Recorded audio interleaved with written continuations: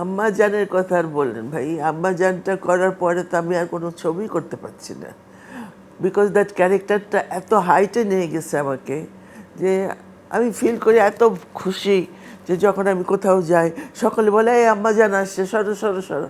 আমি বলি হ্যাঁ ভাই, তোমরা সবাই আমার ছেলে, আমি তোমাদের আম্মা জান। এই যে ফিলিংসটা, এটা তো আমি কাউকে বোঝাতে পারবো না।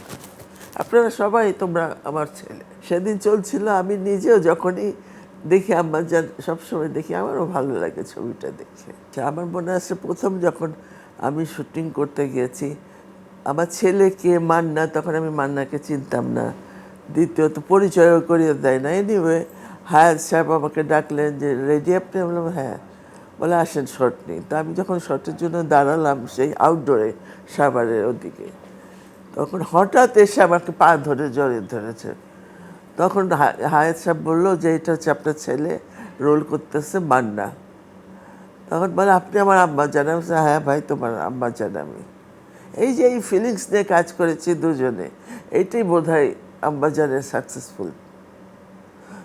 দুজনের মধ্যেই এই ফিলিংসটা ছিল আর কি। ওখানে তো কেউ দেখে নাই আম্মা জান। আর আম্মা জান যারা অনেকেই দেখেছে, ওরা ইউটিউবে দেখেছে। ইউটিউবে তো ওই মজাটা নাই।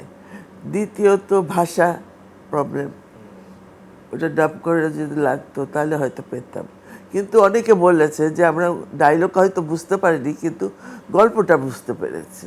আর আপনি যে আম্মা জানের রোল করেছেন, যখন আপনাকে দেখতাম ফ্রেমে বড় স্ক্রিনে, আর ছেলে মান্না, তখন মনে হতো যে হ্যাঁ ঠিকই আপনার ছেলে ও, আর আপনি আম্মা জানের।